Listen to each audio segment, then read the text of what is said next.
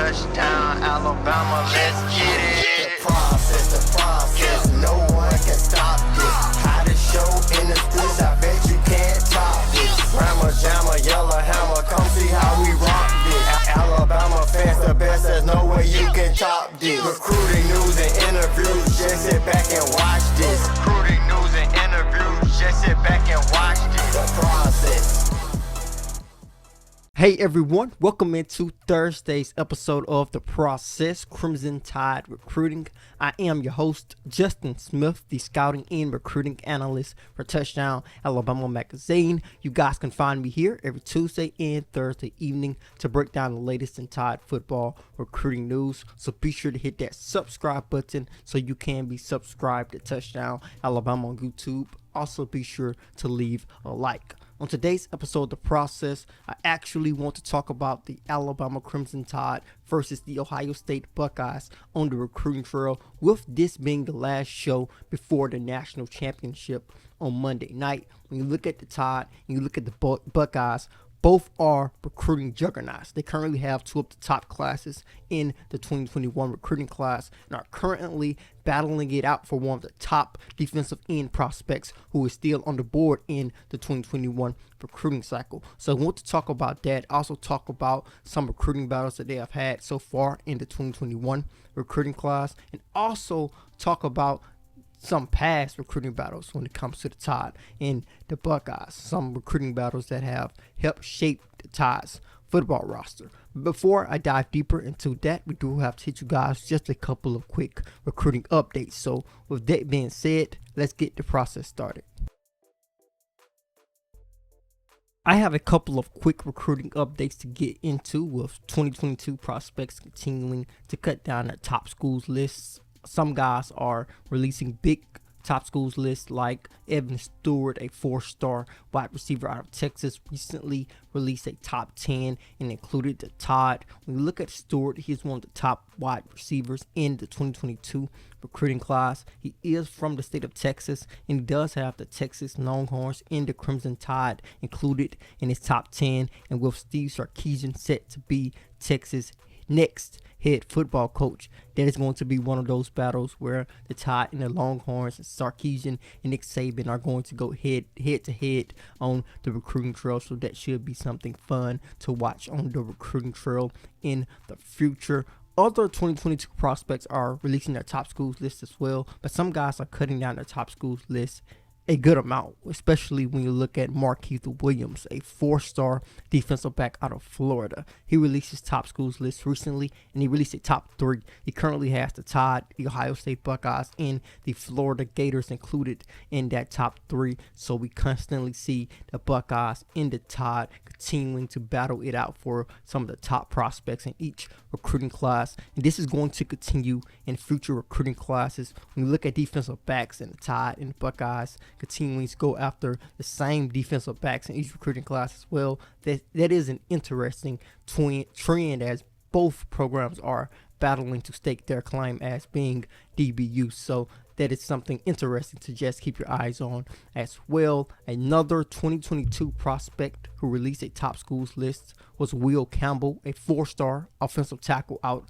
of Louisiana. He released his top 6 and included the Tide, the LSU Tigers, Notre Dame, Oklahoma, and a couple of other big-time programs. I actually got an opportunity to catch up with a 2022 prospect, an in-state 2022 prospect and 4-star athlete, Amari Kelly, who the Tide currently is recruiting him as a wide receiver. This is a kid who could easily be recruited as a defensive back because he currently plays on both sides of the ball for the Huskies. I talked to him at the Southern Express 707 practice recently. He told me he was in frequent contact with the Tide's coaching staff. He has had frequent conversations with the Tide's head football coach, Nick Saban. So be sure to check out my interview with Kelly over at touchdownalabama.com. But now we are going to roll into the conversation of the Tide and the Buckeyes on the recruiting front.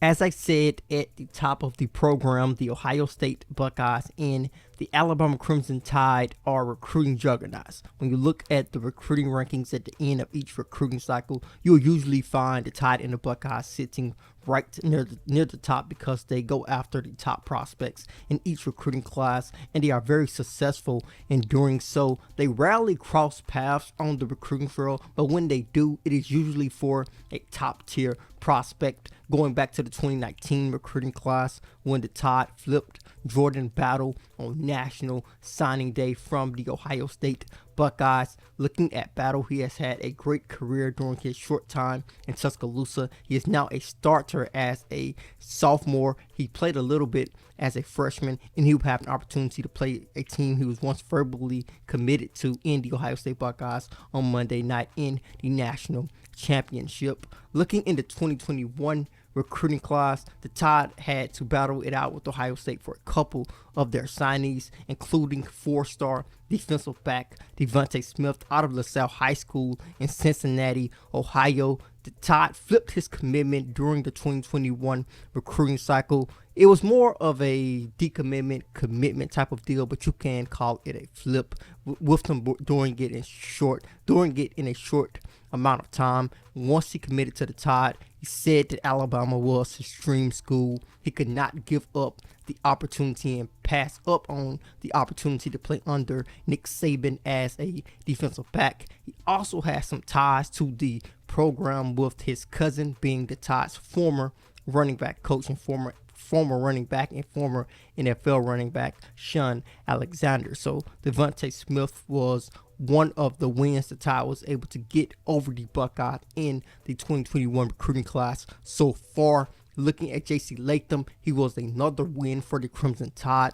and Latham's recruitment was pretty interesting because when I talked to him at the Under Armour Future 50 Media Day event in January, he told me that the Tide's coaching staff was not in constant contact and his relationship with them was not the strongest, and the Ohio State Buckeyes looked like the favorite for Latham at that point in his recruitment. They were undoubtedly in front of the Crimson Tide, but we saw the Tide's coaching staff pick up momentum with Latham from that point on. And when I got an opportunity to talk with him after he committed to the Tide, he told me that the Tide's coaching staff was just in constant contact with them, including Nick Saban calling him on draft night. The moment that Jedrick Wills was drafted in the first round in the NFL draft to the Cleveland Browns, Nick Saban was on the phone with J.C. Latham saying, "We want you to be one of the next offensive tackles to be selected in the first round," that came from Alabama. So